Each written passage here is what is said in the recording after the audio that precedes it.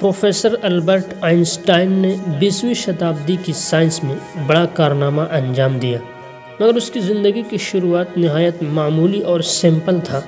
3 سال کی عمر تک وہ بولنا شروع نہ کر سکا۔ بظاہر وہ ایک معمولی باپ کا معمولی بچہ تھا۔ 9 سال کی عمر تک وہ بالکل جنرل بچہ دکھائی دیتا تھا۔ اسکول کی پڑھائی کے زمانے میں ایک بار وہ اسکول سے نکال دیا گیا کیونکہ اس کے ٹیچروں کا خیال تھا ایجوکیشن ایبیلٹی نہ ہونے کی وجہ سے وہ دوسرے اسٹوڈنٹ پر افیکٹ ڈالتا ہے۔ زیورک کے پائی ٹیکنیک میں اس کو پہلی بار ایڈمیشن نہ مل سکا کیونکہ انٹرنس ایگزام میں اس کے نمبر بہت کم تھے۔ اس نے پھر سے تیاری شروع کی اور اگلے سال ایڈمیشن لیا۔ اس کے ایک ٹیچر نے اس کے بارے میں کہا، Albert was a lazy dog. Albert ایک سست کتا تھا۔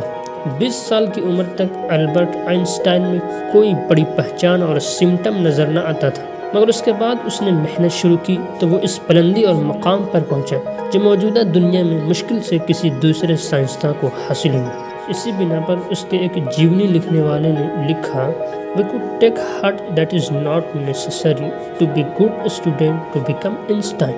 ہم کو جاننا چاہیے کہ آئنسٹائن بننے کے لیے یہ ضروری نہیں کہ آدمی اسٹوڈنٹ لائف میں ممتاز اور فیمس رہا۔ آئنسٹائن نے اپنی پہلی سائنس کی کتاب اس وقت شائع کی جبکہ اس کی عمر 26 سال تھی۔ اس کے بعد اس کی شہرت بڑھتی چلی گئی۔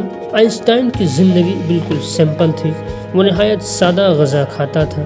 وہ اکثر آدھی رات تک اپنے کام میں مشغول رہتا تھا۔ اس کو اسرائیل کی صدارت پیش کی گئی تھی مگر اس نے انکار کر دیا۔ اس کا کہنا تھا کہ پالیٹکس انسانیت کا کینسر ہے۔ 1933 میں اس نے ہٹلر کے جرمنی کو چھوڑ دیا تھا۔ ہٹلر کی حکومت نے اعلان کیا، جو شخص آئنسٹائن کا سر کاٹ کر لائے گا اس کو 20,000 مارک انعام دیا جائے گا۔ اس زمانے میں یہ بہت زیادہ پیسے تھے، مگر آئنسٹائن کی عظمت اور عزت لوگوں کے دلوں میں اتنی زیادہ تھی، کوئی اس انعام کو حاصل کرنے کی لالچ نہ کر سکا۔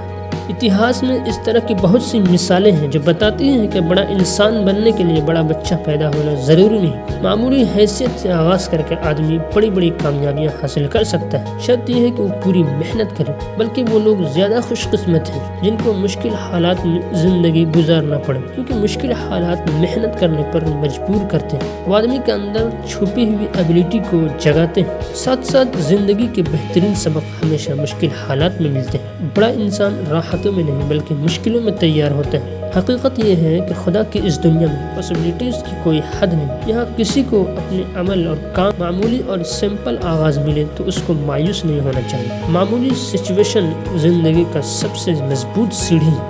معمولی حالات اور سچویشن زندگی کا سب سے مضبوط دوست ہے۔ تاریخ اور اتہاس کی اکثر بڑی کامیابیاں معمولی حالات کے اندر ہی پیدا ہوئی ہیں۔ Thank you.